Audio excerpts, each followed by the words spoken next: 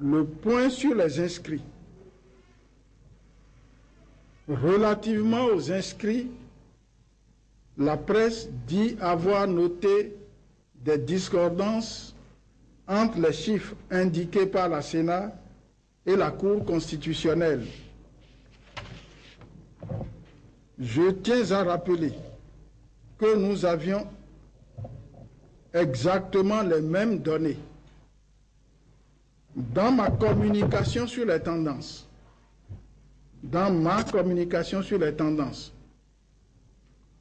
les opérateurs technologiques ont mis à la disposition de la Sénat le chiffre atteint dans la compilation à ce taux de traitement.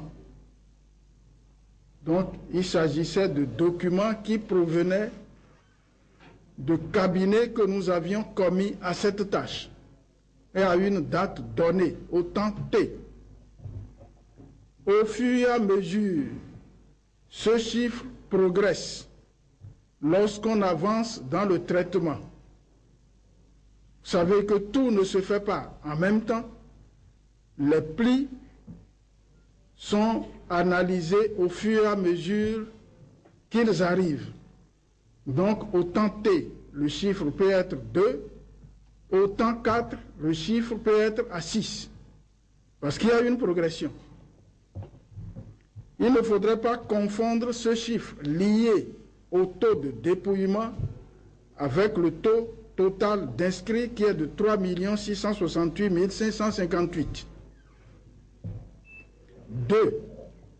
Les problèmes liés au vote par dérogation.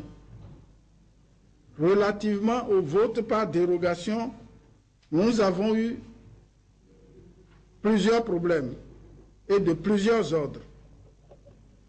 À quelques jours du scrutin, il a été constaté que des compatriotes avaient leur carte alors que leur nom ne figurait pas sur les listes d'émargement. Les personnes concernées n'avaient ni carte ni leur nom sur aucune liste, mais détenaient leur récépissé d'enregistrement. Il était donc important de trouver un mécanisme pour faire voter toutes ces personnes. Puis, s'est ajouté à cela le règlement de tous ceux qui ont été enrôlés grâce à la loi spéciale d'habilitation du 4 mars 2011. Nous sommes tous au courant de cette loi-là, du 4 mars 2011, et la mise en œuvre de cette loi nous a fait travailler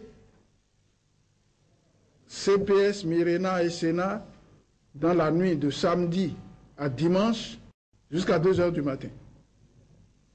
Ensemble, la CPS, l'EPI, la Mirena et la Sénat, après avoir délibéré sur tous ces cas, ont proposé la solution consistant à faire voter les concernés par dérogation.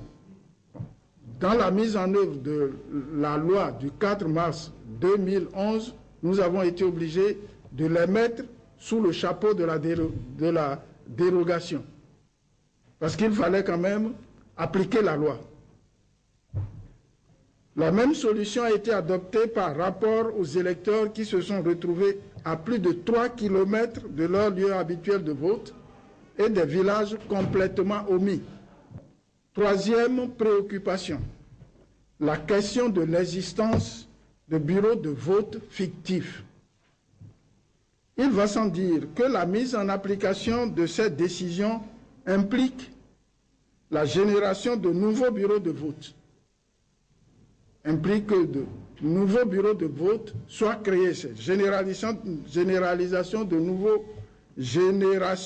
bureaux de vote pour permettre l'expression des suffrages le plus largement possible, puisqu'il ne fallait laisser aucun électeur voulant exprimer son vote, il ne fallait laisser aucun électeur sur le bord de la route. Il ne s'agit donc pas de bureaux de vote fictifs, mais des bureaux où il y a des électeurs qui ont réellement voté.